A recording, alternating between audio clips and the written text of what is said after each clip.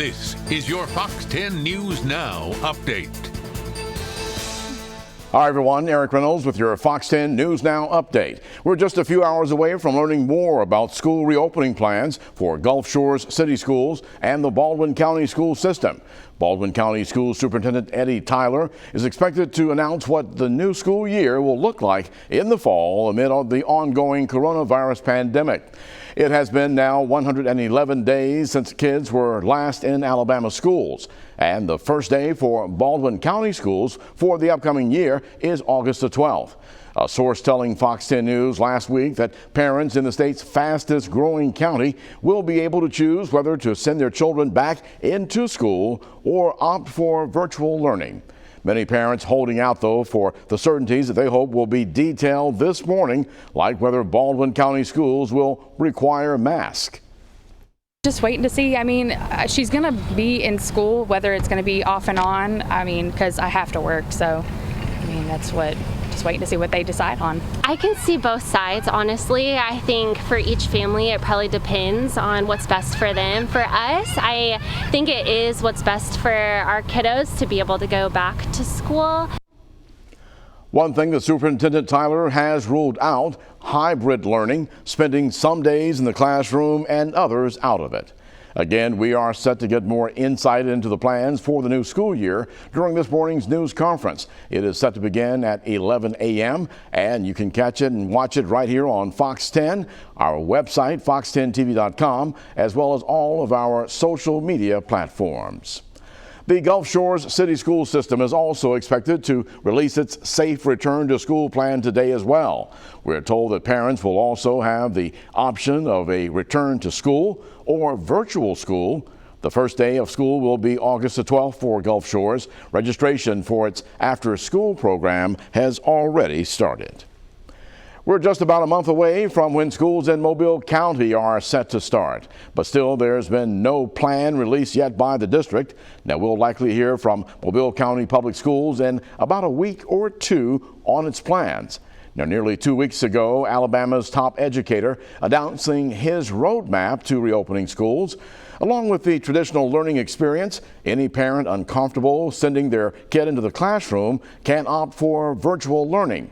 The CDC is also planning to release 5 new guidelines next week, which will include preparing communities to return to school safely and symptom screening considerations for children and teachers. We recognize that there's a variety of unique circumstances for different schools and different school districts. And so we've outlined a number of strategies. Mobile County Public Schools sent out a survey recently to parents asking for some information as the schools prepare to reopen. Escambia County, Florida schools announcing their plans for the upcoming year. Parents will be able to choose between 3 types of learning environments. Traditional, with students back in the classroom with increased safety precautions. Remote learning, normal school hours, and virtual lessons with teachers. As well as virtual school, which gives the students a more flexible schedule and opportunities for acceleration. The parents have until July the 20th to make their choice.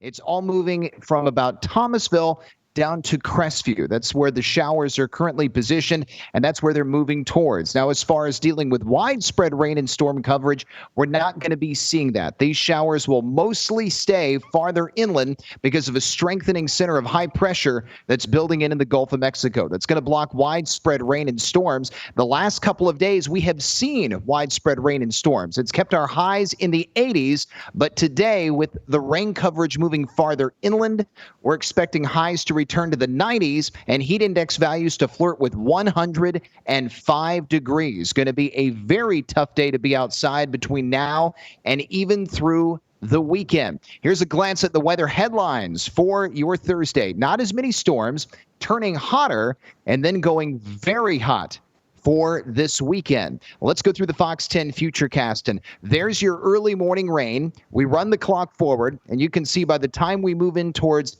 midday, Most spots are just dealing with sun and clouds and no showers or storms. A few more will pop up this afternoon with the heating of the day, but the coverage of rain is only going to be about 30%. Most spots will end up dry, and as a result of being drier in July, you will be hotter. A few nighttime storms will also move through the same spots, mostly the northeast quadrant of our area, and then tomorrow morning should be relatively quiet. Here's how the next 7 days stack up, and it's going to be hot. You're looking at mid-90s in our future with heat index values between 105 and 110 over the weekend, so plan to stay hydrated and to take plenty of breaks if you're going to be outside. More weather updates throughout the day right here on Fox 10 News Now.